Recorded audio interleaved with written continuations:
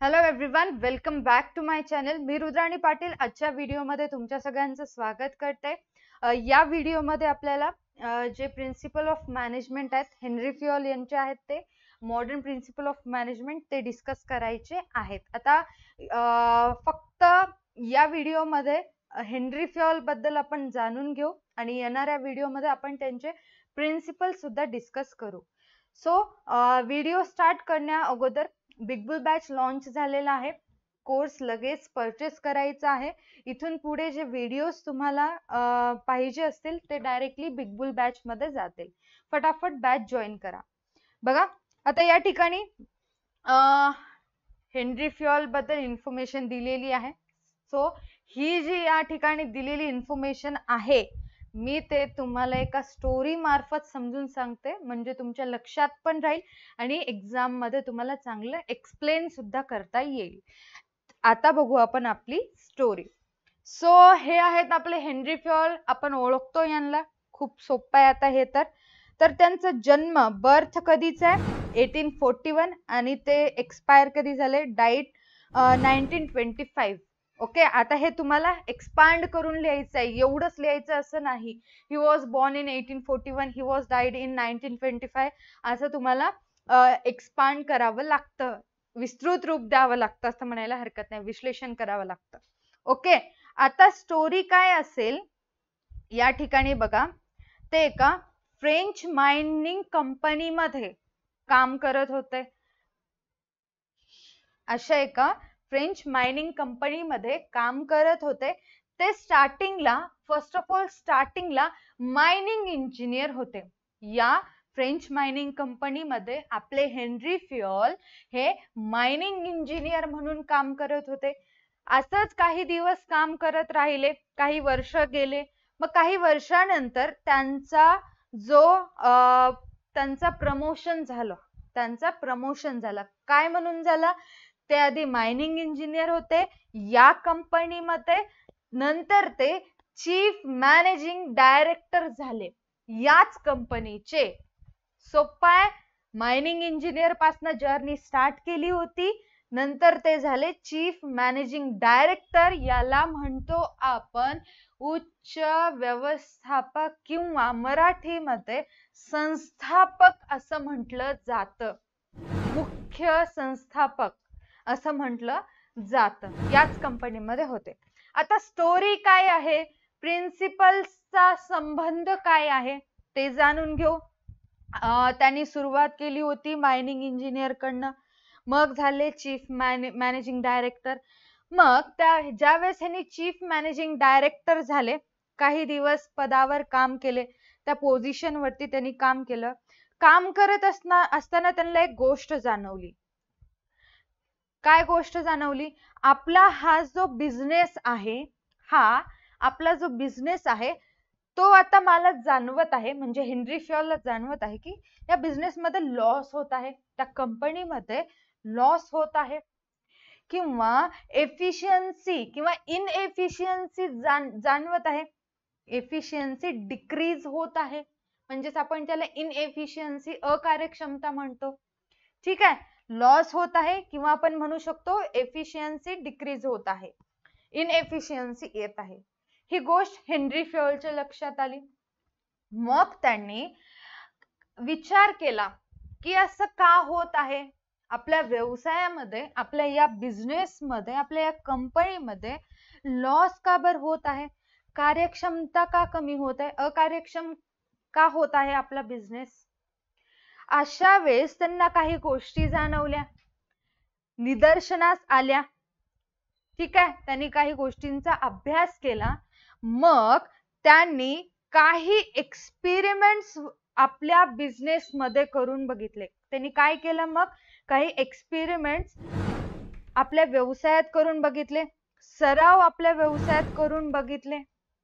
मग जे एक्सपेरिमेंट्स त्यांनी केले होते त्या एक्सपेरिमेंट्स वरती त्यांनी ऑब्झर्वेशन केलं, निरीक्षण केलं. जे सराव करतो त्याच्यावरती आपण लक्ष सुद्धा ठेवत असतो. लक्ष ठेवल्यानंतर त्यांना शेवटी एक आउटपुट मिळाला.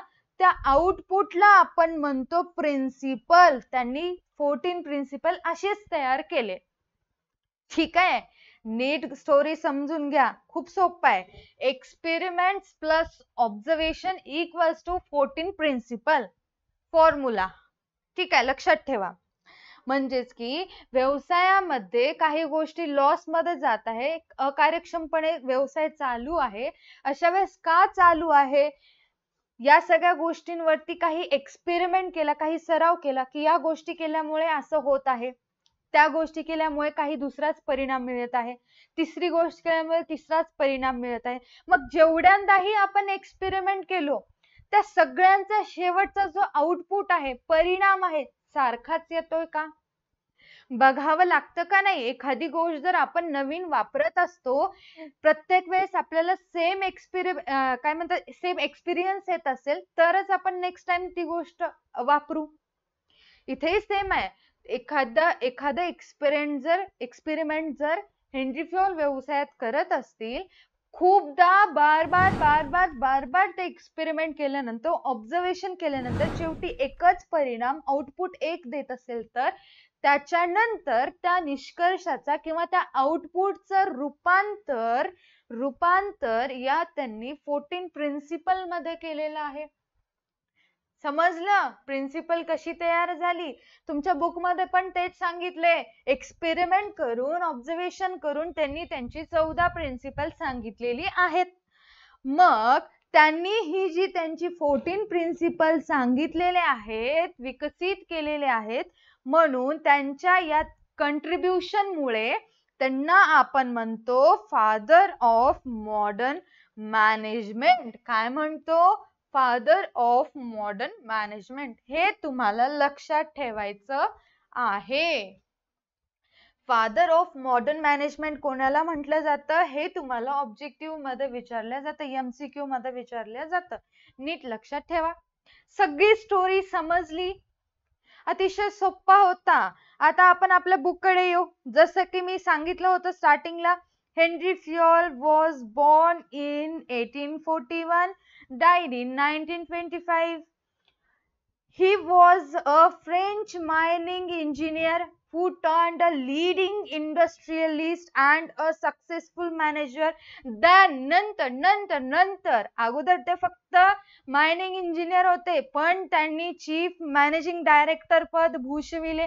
त्याच्यानंतर ते एक सक्सेसफुल इंडस्ट्रियलिस्ट सुद्धा झाले आणि सक्सेसफुल मॅनेजर सुद्धा झाले.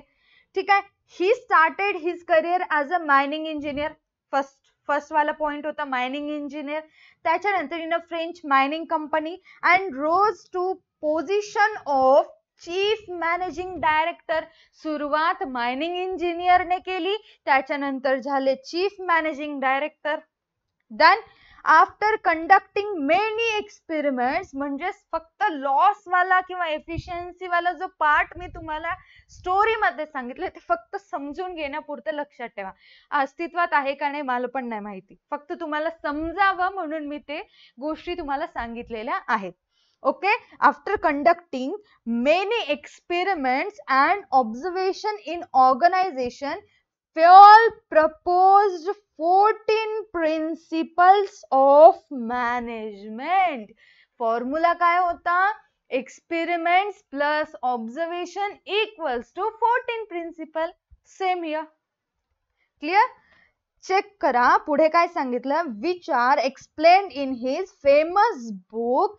जे 14 प्रिन्सिपल फ्युएल यांनी सांगितलेले आहेत, एक्सप्लेन केले, ते कशात एक्सप्लेन केली, कोणत्या बुक मध्ये केली, तर त्यांनी त्यांच्या जनरल अँड इंडस्ट्रियल ऍडमिनिस्ट्रेशन या बुक मध्ये ते 14 प्रिन्सिपल मेन्शन केले आहेत. आता तुम्हाला इथे काय काय गोष्टी लक्षात ठेवायचं आहे. फर्स्ट ऑफ ऑल त्यांचा जन्म, त्यांचा मृत्यू 1841, 1841 आणि 1925. 1841, 1925, 1841, 1925. सेकंड गोष्ट होती मायनिंग इंजिनियर. थर्ड गोष्ट होती चीफ मॅनेजिंग डायरेक्टर. फोर्थ गोष्ट होती experiment plus observation equals to 14 principle. त्याच्यानंतर होती आपली फादर ऑफ मॉडर्न मॅनेजमेंट. आणखीन एक बेसिक गोष्ट होती ती general and industrial general and industrial administration, हे एवढं पॉइंट तुम्हाला लक्षात ठेवायचं आहे. जे 14 प्रिन्सिपल त्यांनी एक्सप्लेन केले त्यांनी हे त्यांच्या या बुकमध्ये सांगितलेलं आहे. ड्यू टू हिज कंट्रीब्युशन, त्यांच्या या योगदानामुळे, contribution in development of managerial thoughts, म्हणजेच की त्यांच्या या व्यवस्थापकीय विचारांच्या विकासामध्ये त्यांनी जे काही योगदान दिलं, कंट्रीब्युशन दिलं, म्हणून त्यांना आपण म्हणतो फादर ऑफ मॉडर्न मॅनेजमेंट, जे मी तुम्हाला स्टोरी मध्ये सांगितलेलं होतं. खूप सोपं आहे. त्याच्यानंतर पुढे Fayol suggested 14 principles of management, 14 तत्वे सांगितलेले आहेत. These statements serve as a guideline. परत एकदा गाईडलाईन. आता एक गोष्ट लक्षात घ्या, जे नेचर आहेत किंवा सिग्निफिकन्स ऑफ मॅनेजमेंट आहेत, मी तुम्हाला ते येणाऱ्या व्हिडिओ मध्ये सांगेन. ते समजून घ्यायचं असेल तर तुम्हाला अगोदर हे 14 प्रिन्सिपल समजणं गरजेचं आहे, कारण त्याच्यामध्ये बार बार तत्वे प्रिन्सिपल मेन्शन केलेलं आहे. एक्झॅक्टली प्रिन्सिपल कोणते प्रिन्सिपल हे समजावं म्हणून मी अगोदर हे 14 प्रिन्सिपल घेत आहे. ओके, गाईडलाईन फक्त मार्गदर्शन करतात, गाईड करतात. फॉर कशासाठी मार्गदर्शन करतात?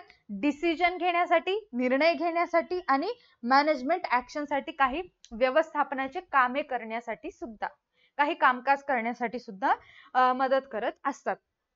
चलो, इथपर्यंत हेनरी फ्युएल बद्दल सगळ्या गोष्टी समजल्या. परत एकदा क्विक मध्ये सांगते काय काय लक्षात ठेवायचंय. 1841, 1925 mining engineer, chief managing director. त्याच्यानंतर experiment plus observation equals to 14 principle. काय? General and industrial administration, father of modern management. एवढ्याच गोष्टी लक्षात ठेवा आणि एवढ्याच गोष्टीला धरून तुम्ही फुल एक्सप्लेनेशन लिहू शकता. ओके, आता पुढे आपण त्यांचे 14 प्रिन्सिपल डिस्कस करणार आहोत. या व्हिडिओमध्ये काहीच डिस्कस करू, येणाऱ्या व्हिडिओमध्ये बाकीचे करू. ओके, आता त्यांचा पहिला जो प्रिन्सिपल आहे, जो आपण फर्स्ट वाल्या व्हिडिओमध्ये पण थोडक्यात डिस्कस केलं होतं, तो कोणता आहे चेक करा. Principle of division of work.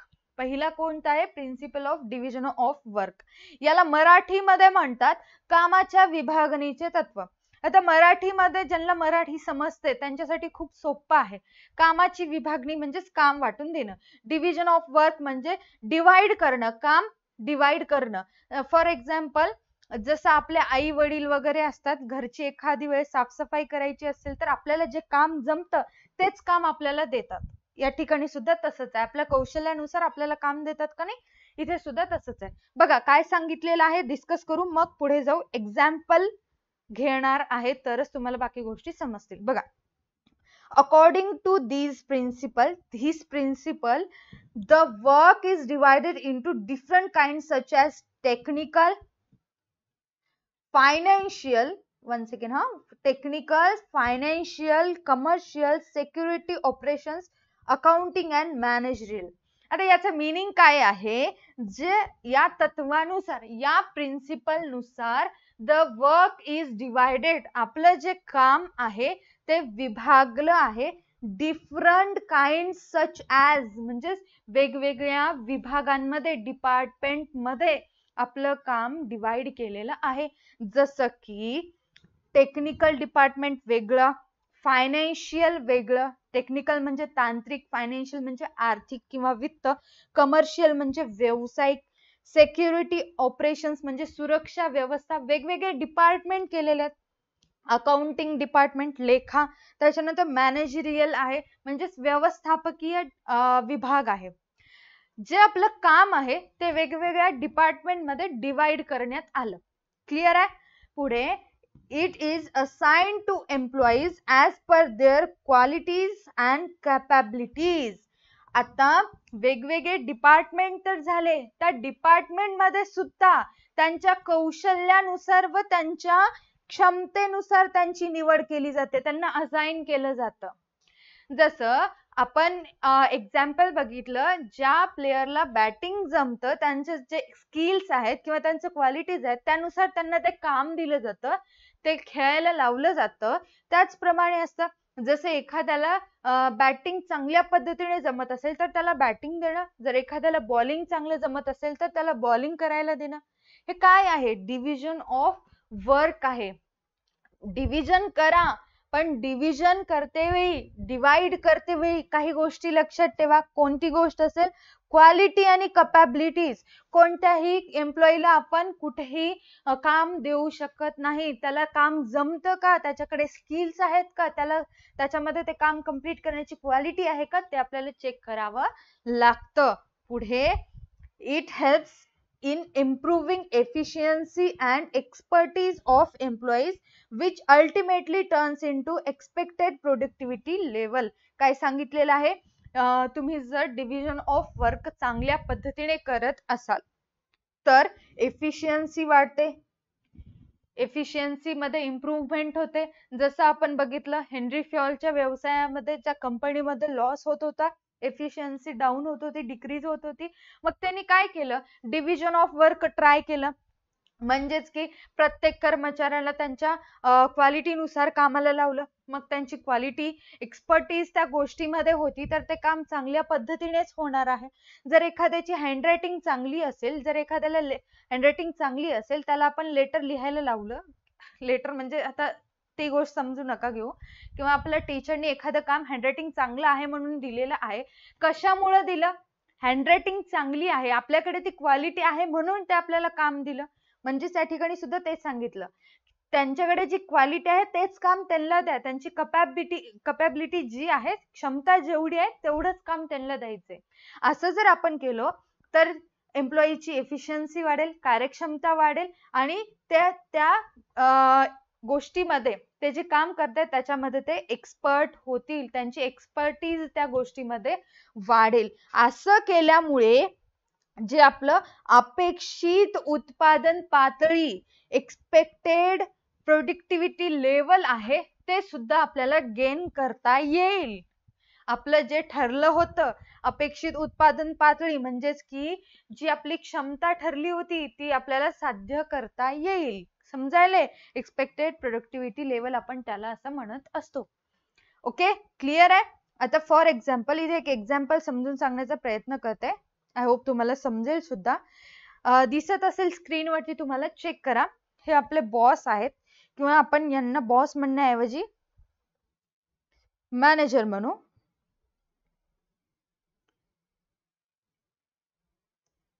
Employees. Okay, हे एम्प्लॉईज आहेत. तर चेक करा, या मॅनेजरने या सगळ्यांना कामावर ठेवलं, म्हणजे त्यांची निवड केली कळत असेल आता तुम्हाला. त्यांना चूज केलं, आपल्या व्यवसायामध्ये काम करण्यासाठी त्यांना चूज केलं.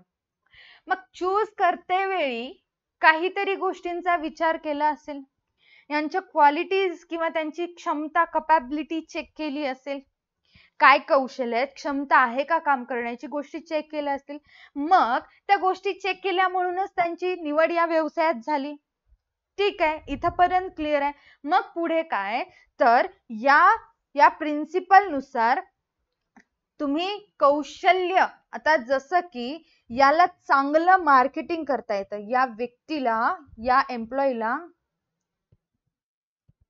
मार्केटिंग चांगल्या पद्धतीने करता येतं, तर तुम्ही याला मार्केटिंग डिपार्टमेंट मध्ये काम देऊ शकता. या व्यक्तीला, या सेंटर मधल्या व्यक्तीला फायनान्स रिलेटेड सगळ्या गोष्टी चांगल्या समजतात, त्यांना फायनान्स डिपार्टमेंट मध्ये काम देऊ शकतो. ओके, या व्यक्तीला टेक्निक्स बद्दल खूप सारं नॉलेज आहे. आता समजून घ्या, स्पेलिंग लिहित बसत नाही, टेक्निक्स बद्दल खूप सारं नॉलेज आहे, मग त्याला टेक्निकल डिपार्टमेंट मध्ये काम देतो. मग या ठिकाणी काय करतोय? डिव्हिजन ऑफ वर्क करतोय. डिव्हिजन ऑफ वर्क करतोय, पण कशावर आधारित करतोय? तर या व्यक्तीच्या क्वालिटी आणि कॅपॅबिलिटीज नुसार करत आहोत. असं जर केलं त्यामुळे काय होतं? एकतर एफिशियन्सी मध्ये इम्प्रूव्हमेंट होते, वाढ होते, आणि त्याच्यानंतर काय होतं? या एम्प्लॉईजची एक्सपर्टीज या क्षेत्रांमध्ये वाढते, म्हणजे मार्केटिंग त्याला जमतं. आणखीन जास्त त्याच्यावरती हा जर भर दिला तर या क्षेत्रामध्ये तो एक्सपर्ट होऊन जाईल. या सगळ्यांमुळे काय होतं, प्रोडक्टिव्हिटी लेवल जेवढी ठरवलं होतं तेवढी अचीव करू शकतो. ओके, समजलं असेल. सेकंड वन आहे, चेक करा, principle of authority and responsibility. काय आहे principle of authority and responsibility? Check करा. Authority is the right to take decision.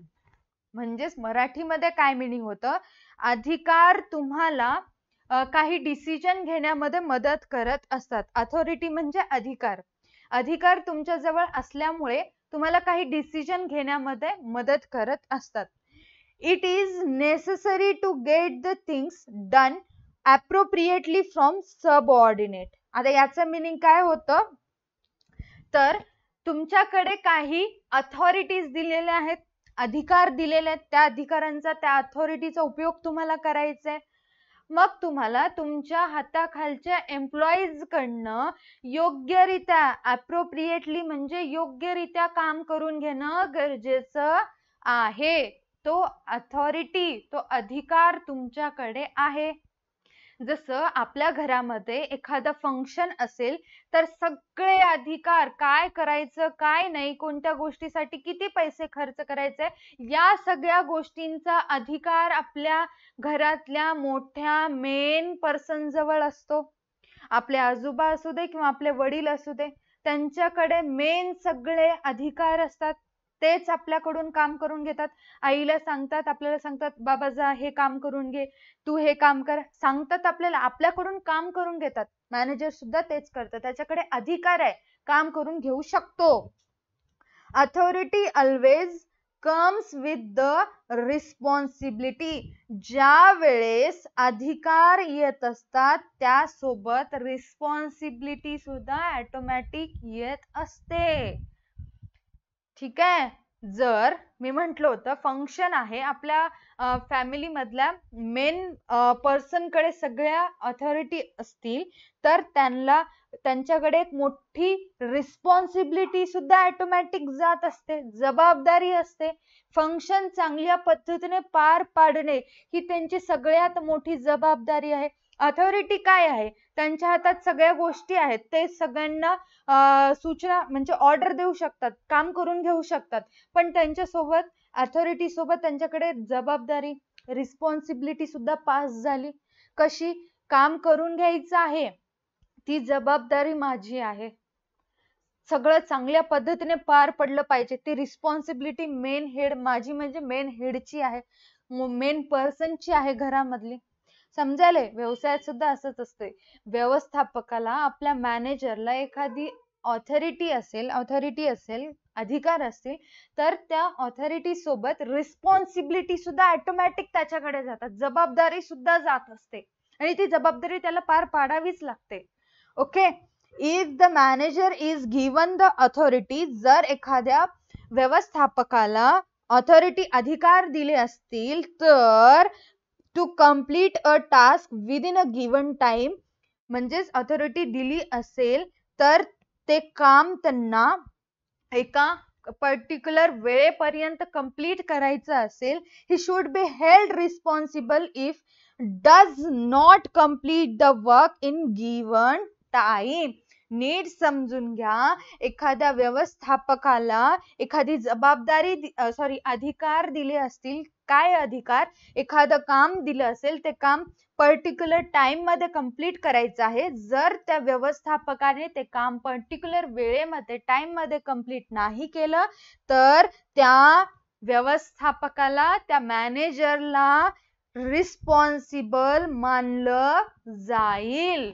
जसं की आपल्या घरी एक फंक्शन असतं, फंक्शन पार पाडण्यासाठी काही अथॉरिटी आपण आपल्या घरच्या मेन पर्सनला देतो, मोठ्या व्यक्तीला देतो. त्या मोठ्या व्यक्तीकडे अथॉरिटी सोबत रिस्पॉन्सिबिलिटी जातात. जर ते अधिकार चांगल्या पद्धतीने पार पाडले नाही तर त्या सगळ्या गोष्टींसाठी जबाबदार आपण त्या मोठ्या पर्सनला धरत असतो. डायरेक्टली नाही, इनडायरेक्टली तरी वाटतं की त्यांनी ते काम चांगलं पार पाडलं नाही, त्यांची जबाबदारी चांगली पार पाडलं नाही म्हणून काहीतरी घोळ झाला. म्हणजे इथे तेच सांगितलंय, व्यवस्थापकाला मॅनेजरला एखादं काम दिलं तर ते काम वेळेत पूर्ण नाही झालं, जबाबदार मॅनेजर असेल. रिस्पॉन्सिबल कोण असेल? मॅनेजर असेल. जसं आपल्याकडे लहानपणी आपण खेळत होतो, कॅप्टन जर आपण टीमचा असलो, आपल्याकडे सगळे रिस्पॉन्सिबिलिटी आहे, अथॉरिटी आहे. आपण सगळ्यांना ऑर्डर देऊ शकतो, तू इथे थांब, तू इथे थांब, तू असं कर, तसं कर, असं सांगू शकतो आपण. असं सांगू शकतो. मग आपल्यामुळे सगळ्या गोष्टींचा डिसिजन आपण घेत असतो. आपल्यामुळे जर चुकून मॅच हरली, जबाबदार कॅप्टन आपण असतो थोडक्यामध्ये. आणि एक गोष्ट लक्षात घ्या, कुठल्या पण प्लेयर बद्दल मी बोलत नाही, जस्ट एक एक्झाम्पल म्हणून मी तुम्हाला एक्सप्लेन करत आहे. Okay, manager should have proper authorities to take managerial decision. काय? To take managerial decision on his own in respect to the goal. जर व्यवस्थापकाकडे अधिकार दिलेले असतील तर त्यांनी त्या अधिकाराचा वापर करून स्वतःच्या अधिकाराचा वापर करून काही डिसिजन व्यवसायामध्ये घेऊ शकतात. खूप सोपं आहे. आता एकदम सोप्या भाषेत मी तुम्हाला एक्सप्लेन केले, तरी मी तुम्हाला एक एक्झाम्पल सांगते, म्हणजे अजून चांगल्या पद्धतीने तुम्हाला समजेल. जसं की आता या ठिकाणी बघा,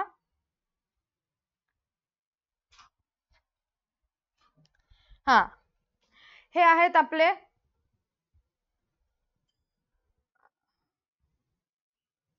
बॉस आणि हे आहेत आपले मॅनेजर सर. ओके, समजून घ्या. आता या ठिकाणी काय सांगण्याचा प्रयत्न करतेय, आपले जे हे बॉस आहेत त्यांनी काहीतरी काम आपल्या मॅनेजरला सांगतात. ठीक आहे, बॉस काहीतरी काम मॅनेजरला सांगतात. ते काम सांगते वेळी म्हणतात की हे काम करण्यासाठी तुझ्याकडे सगळे अधिकार आहेत, तुला मी सगळेच अथॉरिटी देतो.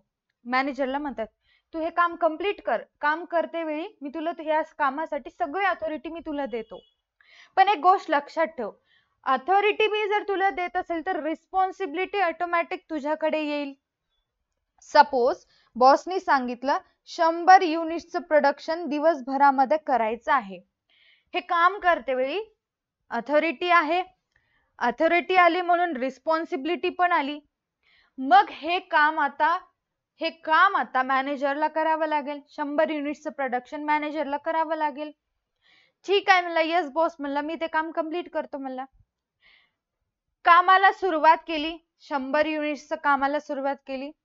आतापर्यंत त्याचे 45 युनिट्स कंप्लीट झाले होते करून. थोडासा ब्रेक घेतला 5 मिनिटाचा, आणखीन कामाला लागला.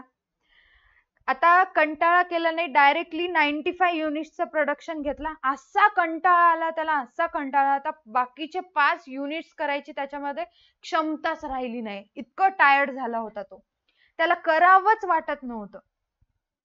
आता काम संपलं असेल, टाइम पिरियड बॉसनी सांगितलं असेल, मग बॉस आले चेक करायला. मी जे काम सांगितलं होतं मॅनेजरला ते काम केलं का, करून घेतलं का, चेक करायला आले बॉस. बॉसला असं दिसून आलं की बिचाराने मॅनेजरने 95 युनिट्सच प्रोडक्शन करून घेतलं होतं किंवा केलं होतं, बाकीचे 5 राहिले होते. अशा वेळेस बॉस किती लाल होईल, किती रागात येईल. कारण त्यांना सांगितलं होतं, इम्पॉर्टंट होतं, तू कर बाबा प्रॉपर चांगल्या पद्धतीने. तुला हे काम करण्यासाठी मी तुला सगळे अधिकार, अथॉरिटी आणि रिस्पॉन्सिबिलिटी पण दिलं होतं, सगळे अधिकार दिले होते. तू काहीही करू शकला असता हे काम पार पाडण्यासाठी, तू दुसऱ्यांना अपॉइंट करून सुद्धा केला असता, पण तू असं केला नाही. थकून गेला, कंटाळा केला, टायर्ड झाला, 5 युनिट्स राहिले, बॉस शिर्डीला आला. मग आता मला सांगा, या मॅनेजर कडे अथॉरिटी दिलेली आहे की बाबा 100 युनिट्सचं प्रोडक्शन करायचं, तू काहीही करू शकतो, पण त्याने टाइम मध्ये केलेलं नाही. मग अशा वेळेस शेवटी रिस्पॉन्सिबल कोण राहील? बॉस राहील का मॅनेजर राहील? बेसिक गोष्ट आहे, ऑफकोर्स मॅनेजर राहील. ठीक आहे, बॉस सरळ म्हणतो माझी काहीच चूक नाहीये, मी यावेळेस तुला सगळ्या अधिकार दिले, तुला जे करायचंय ते कर म्हणलं, पण हे काम कंप्लीट कर म्हणलं, तू केला नाही. आता रिस्पॉन्सिबल तू स्वतः, याची पनिशमेंट तुला मिळणार. तत्व हे सांगतं, आपलं प्रिन्सिपल हे सांगतं, अथॉरिटी अँड रिस्पॉन्सिबिलिटी. जर तुमच्याकडे अथॉरिटीज असतील तर रिस्पॉन्सिबिलिटी सुद्धा ऑटोमॅटिक येतं. म्हणून त्या अथॉरिटीचा चांगला वापर करा. जबाबदारी, रिस्पॉन्सिबिलिटी चांगली पार पाडा. खूप सोपं आहे, अतिशय सोपं आहे. थर्ड वन आहे आपलं प्रिन्सिपल ऑफ डिसिप्लिन. काय आहे third one? Principle of discipline. बघा काय म्हणतं हे. आता डिसिप्लिन, शिस्त प्रत्येक ठिकाणी असतं. हॉस्पिटलमध्ये, स्कूलमध्ये, कॉलेजमध्ये, इव्हनली घरामध्ये सुद्धा. ठीक आहे, घरामध्ये सुद्धा डिसिप्लिन असतं, शिस्त असतं. एखादी गोष्ट आपण असं इकडे तिकडे ठेवलं तर आई लगेच रुद्र अवतार घेते, रागाला येते, चिडचिड करत असते. आणि काहींना सवय पण असते शिस्त, आईच नाही, वडील असू दे, कोणी असू दे, काहींना सवय असते शिस्त राहण्याची किंवा शिस्त टिकवून ठेवण्याची. इथे सुद्धा तसंच आहे. बघा, अकॉर्डिंग टू फ्योलच्या मते discipline is the most essential thing in the organisation. शिस्त ही व्यवसायामध्ये अतिशय महत्वाची गोष्ट आहे, अत्यंत महत्वाची गोष्ट आहे. तुमच्या व्यवसायामध्ये मॅनेजमेंट आहे, सगळ्याच गोष्टी आहे, कशाचीच कमी नाही, पण ताळमेळच नाही, शिस्तच नाही. त्या सगळ्या गोष्टी कुठे जाणार? खड्ड्यात जाणार. शिस्तच नसल्यावर काय करणार? आपले जे एम्प्लॉईज आहेत, लेट लतीफ, उशिरा व्यवसायात येतात, आपल्या बिझनेस मध्ये उशिरा यायलेत, काही फायदा? सगळं असून काही फायदा आहे? टाइमवरच येत नाहीत कर्मचारी, आपले एम्प्लॉई. मग काय, यानुसार प्रिन्सिपल ऑफ डिसिप्लिन नुसार त्या सगळ्या कर्मचाऱ्यांना, त्या सगळ्या एम्प्लॉईला एक पर्टिक्युलर टाइम द्या. त्या टाइम पर्यंत आपल्या बिझनेस मध्ये एम्प्लॉईज हजर पाहिजे. हे आहे आपला प्रिन्सिपल ऑफ डिसिप्लिन. बघा, employees must obey and respect the rules that govern the organization. आता obey means काय? तर आज्ञाचं पालन करणं. ज्या काही सूचना किंवा नियम सांगल्या जातात, रूल्स किंवा ऑर्डर असतात, ते चांगल्या पद्धतीने फॉलो करणं व्यवसायात गरजेचं असतं आणि ते कंपल्सरी सुद्धा असतं. ते असेल तरच आपला बिझनेस एकदम सिस्टमॅटिक वेनं चालू शकतो, अदरवाईज सगळं पाण्यात जातं. त्याच्यानंतर good discipline is the result of effective leadership. याचं मीनिंग काय होतं? चांगली शिस्त ही प्रभावी नेतृत्वाचा परिणाम आहे.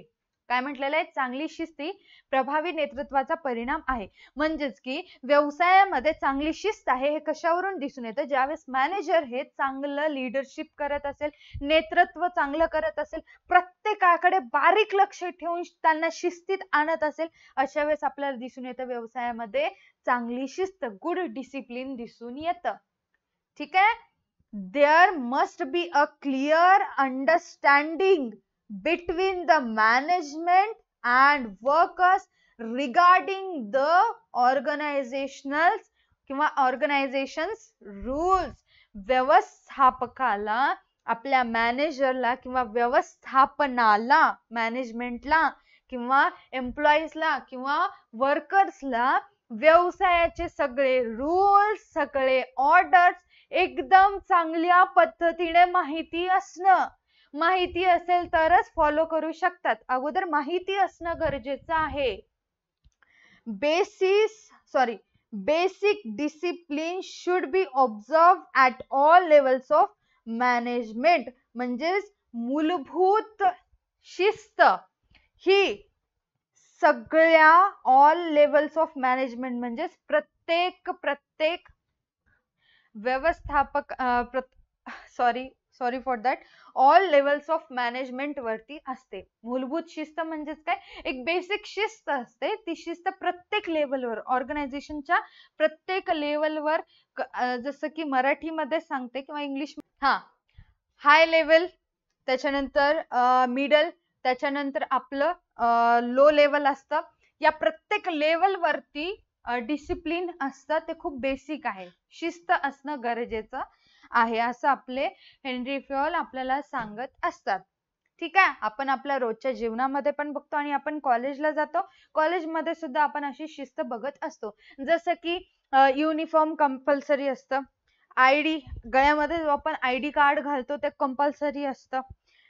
होमवर्क रोजच्या रोज करणं, कॉलेजमध्ये पण तुमच्या माहितीने मी जिथे राहते त्या कॉलेजमध्ये सुद्धा होमवर्क घरून काही गोष्टी करून आणायला लावतात. फेअर नोटबुक आता सुद्धा करायला लावतात. ते गरजेचं आहे. म्हणजेच ते काय आहे, त्यांचे नियम आहेत, त्यांचे रूल्स आहेत, ऑर्डर आहे, त्यानुसारच आपल्याला ते फॉलो करावे लागतील आणि ते माहिती सुद्धा असावं लागतं. व्यवसाय आपल्या बिझनेसमध्ये सुद्धा सेम असंच असतं. ओके. त्याच्यानंतर फोर्थ जो प्रिन्सिपल आहे आपला, principle of unity of command, हा अतिशय महत्वाचा आहे. याला आपण IMP म्हणून टिक मार्क करायचा आहे. IMP कस काय, कारण तुम्हाला हे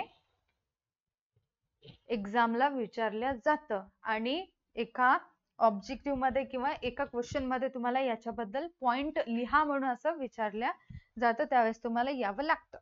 बघा या ठिकाणी काय सांगितलेलं आहे, each member of organization should receive orders from only one superior. अतिशय महत्वाची लाईन आहे. या लाईन वरच अख्खा पॉइंट एक्सप्लेन केलेला आहे त्यांनी.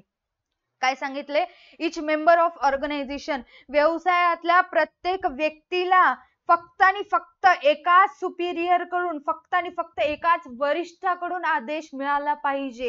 हे आहे या पूर्ण पॉइंटचा सार, बेस आहे. त्याच्यावरती सगळं खाली एक्सप्लेन केलेलं आहे. बघा आता कसं, this principle helps in managing conflicts and solving disputes among people in organization. काय सांगतंय, हा जो प्रिन्सिपल आहे, कॉन्फ्लिक्ट म्हणजे व्यवसायातला जो काही संघर्ष आहे, आपल्या एम्प्लॉईज मधला जो काही वाद आहे, संघर्ष आहे, डिस्प्यूट्स आहेत, ते सॉल्व्ह करण्यासाठी मदत करतात. आणि it also helps in avoiding confusion. जो काही गोंधळ व्यवसायामध्ये असतो, आपल्या बिझनेसमध्ये जो काही गोंधळ असतो, कन्फ्युजन असतो, तो कन्फ्युजन दूर करण्यासाठी सुद्धा मदत करत असते. आता कसला कन्फ्युजन, कसला गोंधळ, तर कसला गोंधळ म्हणजे जसं की आपल्या बिझनेस मधल्या एम्प्लॉईजला खूप साऱ्या त्यांच्या सुपेरियर कडून जर आदेश ऑर्डर दिलं तर कोणाचं ऑर्डर ऐकावं, कोणाचं ऑर्डरचं पालन करावं हे न समजल्यामुळे एम्प्लॉईज होतात कन्फ्यूज, त्यांच्यामध्ये कन्फ्युजन निर्माण होते. तर हे कन्फ्युजन टाळण्यासाठी प्रिन्सिपल ऑफ युनिटी ऑफ कमांडचा वापर करणं व्यवसायामध्ये आवश्यक असतं. या प्रिन्सिपल नुसार if any employee receive commands from more than one authority he will get confused and will not be able to take decision about whose order should be followed. मी सांगितले, काय सांगितले, एकापेक्षा ज्या सुपिरियर म्हणजे वरिष्ठाकडून जर आदेश मिळाले, सुपिरियर कडून आदेश मिळाले, कोणत्या सुपिरियरचा आदेश, कोणत्या बॉसचं ऑर्डर पाळायचं हे समजलं नसल्यामुळे आपला कर्मचारी गोंधळून जातो आणि ते काम करणार नाही. समजलं? पुढे, धिस इज रॉंग अप्रोच, ही चुकीची पद्धत आहे. For this organisational hierarchy should be well defined. Hierarchy means पदानुक्रम, अनुक्रम. व्यवसायामध्ये प्रत्येक गोष्टीचा पद निश्चित केला पाहिजे, प्रत्येक व्यक्तीचा अनुक्रम निश्चित केला पाहिजे. जसं की हाय लेवलवरच्यांनी मिडल लेवलवरचे जे काही सुपिरियर्स असतात त्यांचं ऐकणं, एकमेकांचं ऐकत जाणं, लेवल्स नुसार काम करणं. ठीक आहे. इच एम्प्लॉई नंतर सांगतात, each employee should know his immediate superior and should receive order from him only. या तत्वानुसार, इस प्रिंसिपल के अनुसार सांगतात की, म्हणतात की तुम्हाला एकाच वरिष्ठाचं ऐकायचंय, वन सुपिरियरचं, एका सुपिरियरचं तुम्हाला ऐकायचंय आणि त्या सुपिरियरनं सांगितलेलं ऑर्डरच फॉलो करायचं आहे आणि त्यानुसारच काम करायचं आहे, असं कोणाला सांगतात? एम्प्लॉईला सांगतात. आता एक एक्झाम्पल घेऊ आणि हे सुद्धा चांगल्या पद्धतीने समजून घेण्याचा प्रयत्न करू. आता बघा, 3 सुपिरियर आहेत. फॉर एक्झाम्पल जो आपला काय म्हणतो, आपला व्यवसायामध्ये जे लेवल्स असतात, लेवल सबके निकलेंगे ते वाले लेवल नाही, वेगळं लेवल, जे लेवलवरती कामं करतात, जे सुपिरियर राहतात, काय म्हणतो आपण त्याला, सबऑर्डिनेट्स असतात किंवा फोरमन्स वगैरे असतात, ते खूप मोठी चेन असते. थोडक्यात समजून घ्या, 3 बॉस आहेत आपल्या भाषेमध्ये, 3 बॉस आहेत. कोण कोण आहेत? साई, ओम, राम असे 3 नावाचे आपले 3 बॉस आहेत. मग काय झालं, व्यवसायामध्ये एकूण 36 एम्प्लॉईज आहेत. छोटी व्यवसाय संघटना आहे, 3 सुपेरियर आहेत, तिघही भाऊ आहेत, तिघही रिलेशन ब्रदर्स आहेत. ठीक आहे, तिघही सख्खे भाऊ आहेत. मग साई जो आहे, या कर्मचाऱ्यांना, या कर्मचाऱ्यांना आणि या एम्प्लॉईजला, कर्मचारी आणि एम्प्लॉईज सेम, फक्त समजून घ्या तुम्ही, भावना समजून घ्या फक्त, हा लक्षात ठेवा.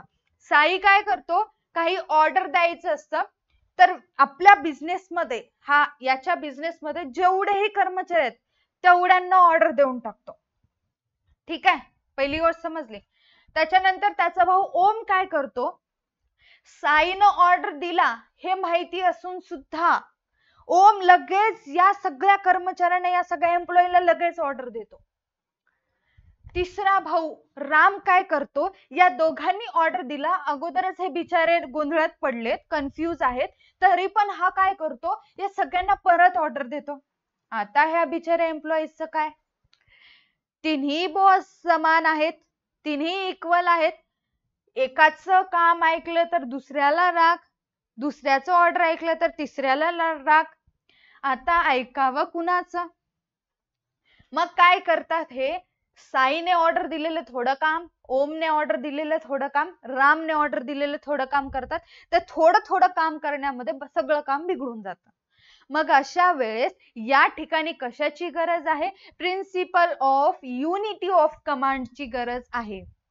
कशा पद्धतीने, तर अशा पद्धतीने त्यांनी एम्प्लॉईज डिवाइड करून घेतलं पाहिजे आणि जो आपले सुपिरियर असतात, वरिष्ठ असतात, त्यांनी सुद्धा समजून घेऊन ऑर्डर दिलं पाहिजे. कसं केलं पाहिजे, युनिटी ऑफ कमांड बघा. साई जो आहे तो पहिल्या त्यांच्या 12 एम्प्लॉईजला ऑर्डर दिलं पाहिजे, बाकीच्यांना काम झाल्यानंतर दिलं पाहिजे यांचं. ओम जो आहे त्याच्या लेवलमध्ये किंवा 12 कर्मचारी किंवा 12 एम्प्लॉईजला ऑर्डर दिलं पाहिजे. रामने परत दुसऱ्या 12 एम्प्लॉईजला ऑर्डर दिलं पाहिजे. 12 नाही, किती पण देऊ शकता, पण तुम्हाला काय करावं लागतं, एका वेळी या सगळ्यांना तुम्ही ऑर्डर देण्यापेक्षा तुम्ही डिव्हिजन करून घ्या, विभागणी करून घ्या, की काही कर्मचाऱ्यांची विभागणी करून घ्या. साई फक्त यांनाच ऑर्डर देणार, ओम फक्त यांनाच ऑर्डर देणार आणि राम फक्त यांनाच ऑर्डर देणार. असं केल्यामुळं हे जे एम्प्लॉई आहेत ते फक्त साईचं ऐकणार, साईचं ऑर्डर ऐकत असल्यामुळं काम चांगल्या पद्धतीने, डिस्टर्बन्स नाही, माइंड मध्ये कन्फ्युजन नाही. ओमने सांगितलेले ऑर्डर हे सगळे ऐकणार, माइंड मध्ये कन्फ्युजन आहे. आपला फक्त सुपिरियर कोण आहे, ओम आहे, आम्ही त्यांचेच ऐकणार, त्यांनी सांगलेलंच काम करणार. रामचे एम्प्लॉई म्हणणार आपला सुपिरियर आहे राम, तोच बॉस आहे, त्याचंच काम ऐकणार, दुसरं माइंड मधलं सगळं काढून टाकणार. मग असं जर करत राहिले तर कामामध्ये कन्फ्युजन, कॉन्फ्लिक्ट, वादविवाद, डिस्प्यूट्स काहीच होणार नाहीत. काम पण चांगल्या पद्धतीने पार पाडतील. हे आहे तुमचं युनिटी ऑफ कमांड. तुम्हाला जो ऑर्डर द्यायचंच आहे, थोडंसं धीर धरा, दमानं घ्या. काय दमानं घ्या, अगोदर ह्यांनी काम करणं कंप्लीट होऊ द्या, मग तुम्ही दुसरं काम सांगा. असंही करू शकतो. असं 12-12 डिवाइड करून घेण्यापेक्षा साईने जे काम सांगितलं अगोदर ते कंप्लीट होऊ द्यायचं, ते काम कंप्लीट झाल्यानंतर ओम या सगळ्यांना ऑर्डर द्यायचं, ओमचं काम करून झाल्यानंतर रामने या सगळ्यांना काम दिलं पाहिजे. समजायले कशा पद्धतीने देऊ शकतो, पण एका वेळी एकानच. दोघांनी नाही किंवा तिघांनी नाही, एका वेळी एकानंच ऑर्डर द्यायचंय. याला म्हणतो आपण युनिटी ऑफ कमांड. एका सुपिरियर कडून सबऑर्डिनेट्सला ऑर्डर दिलं पाहिजे किंवा एम्प्लॉईजला ऑर्डर दिलं पाहिजे. समजलं? त्याच्यानंतर आपला नेक्स्ट वन जो आहे याच्यानुसारच आहे, principle of unity of direction. बघा काय सांगतं याच्यामध्ये, this principle states that there should be, हे महत्वाची लाईन आहे, नोट डाऊन करून ठेवा, हायलाइट करा, one head and one plan, एक प्रमुख आणि एक योजना व्यवसायामध्ये बिझनेसमध्ये वापरली पाहिजे. आता एक प्रमुख आणि एक योजना किंवा one head and one plan म्हणजेच काय, जो मॅनेजर असतो त्याने स्वतः प्लॅन केलं पाहिजे, तेच प्लॅनचा उपयोग करून आपल्या एम्प्लॉईजला किंवा सबऑर्डिनेट्सला ऑर्डर दिलं पाहिजे, काम करून घेतलं पाहिजे, त्यांना डायरेक्ट केलं पाहिजे. सोपं आहे. Okay. each group in the organization should have the same objective. म्हणजेच की व्यवसायामध्ये प्रत्येक कर्मचारी असू दे, सबऑर्डिनेट्स असू दे, त्यांचं सगळं ऑब्जेक्टिव्ह सेम असतं, उद्दिष्ट सेम असतात. काय उद्दिष्ट? सगळ्यांना शेवटी प्रॉफिटच कमायचं, व्यवसायाचा विकासच करायचा, कार्यक्षमता वाढवायची आहे, व्यवसायाचा म्हणजे आपल्या बिझनेसची एफिशियन्सी वाढवायची आहे किंवा आपल्याला प्रॉफिट जास्त कमवून द्यायचंय. सगळ्यांचं ऑब्जेक्टिव्ह सेम आहे. मग ज्यावेळेस ऑब्जेक्टिव्ह सेम असतं त्यावेळेस group should be directed by one manager using single plan. म्हणजे सगळ्यांचं ऑब्जेक्टिव्ह सेम असल्यामुळं मॅनेजरने सुद्धा एकच मॅनेजर आणि एकच प्लॅन वापरून त्यांना डायरेक्ट केलं पाहिजे. समजायले का? खूप सोपं आहे. जर तुमच्या सगळ्यांचं ऑब्जेक्टिव्ह सेम असेल, काय ऑब्जेक्टिव्ह? तुम्हाला सगळ्यांना येणाऱ्या 2025 बोर्डला, 2025ला, त्या 2025 बोर्डला तुम्हाला सगळ्यांना 95% स्कोर करायचंय. अशा वेळेस टीचरचं काम बनतं की सगळ्या स्टुडंटचं सेम ऑब्जेक्टिव्ह असल्यामुळं त्यांना एकच प्लॅन वापरून, एकच आराखडा वापरून त्याच दिशेने त्यांच्याकडून काम करून घेणं, ते मार्ग दाखवून त्यांच्याकडून काम करून घेणं. जसं की आता प्रसाद सर असतील आपले, त्यांचं एक्झाम्पल घेणं गरजेचं आहे. बघा, आपलं गोल सगळ्यांचं सेम आहे, 95% मार्क्स स्कोर करायचंय. मग प्रसाद सर काय करतील? ते मार्क्स स्कोर करण्यासाठी, 95% आणण्यासाठी काहीतरी तुम्हाला प्लॅन करून देतील की बाबा आपल्याला अशा अशा पद्धतीने अभ्यास करायचा आहे, मग आपण 95% स्कोर करू शकतो. तुम्ही सगळं ठीक आहे म्हणतो. मग प्लॅन काय असेल ते सांगतात की आपल्याला ऑफलाईन या टाइमला घ्यायचंय, ऑनलाईन 7 वाजता असेल किंवा हा क्लास 7 वाजता, हा क्लास 8, हा क्लास 9 वाजता. हे सगळं काय करतायत? एक प्लॅन करून दिलेलं तुम्हाला, प्लॅन आराखडा वापरून तुम्हाला सगळे प्लॅनिंग सांगितले आणि त्या प्लॅनिंग नुसार तुमच्याकडून काम करून घ्यायले, तुम्हाला मार्ग दाखवायले. रोज continuously time to time class होत आहे. ठीक आहे, समजायलंय तुम्हाला? त्या पद्धतीने तुमच्याकडून काम सुद्धा करून घेत आहेत. म्हणजेच की युनिटी ऑफ डायरेक्शन या ठिकाणी पार पाडत आहे.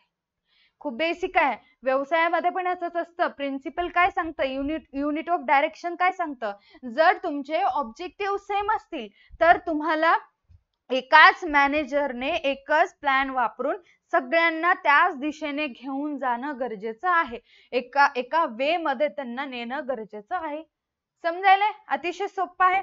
जसं की या ठिकाणी बघा, आपलं गोल आहे की 100 युनिट्स अचीव करायचे एका डे मध्ये, वन डे मध्ये 100 युनिट्स प्रोडक्शन करायचंय, 100 युनिट्सचं प्रोडक्शन करायचंय. अशा वेळेस रॉ मटेरियल्स, मशीन आणि पॅकेजिंग साठी काय काय लागेल या सगळ्या गोष्टींचं डायरेक्शन कोण करेल? हा एकटाच मॅनेजर करेल. याला म्हणतो आपण युनिटी ऑफ डायरेक्शन. ओके. त्याच्यानंतर नेक्स्ट जो आहे तो आपण येणाऱ्या व्हिडिओमध्ये, येणाऱ्या लेक्चरमध्ये डिस्कस करू.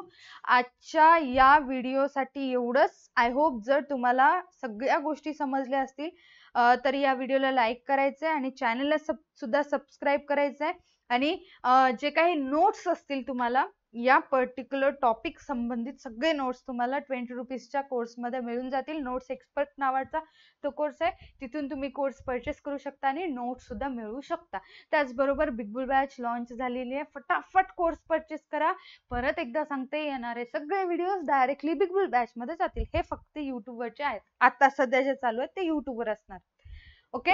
डन. आजच्या व्हिडिओसाठी एवढंच. भेटूयात अशाच एका न्यू व्हिडिओमध्ये. Tata bye bye. Take and stay connected.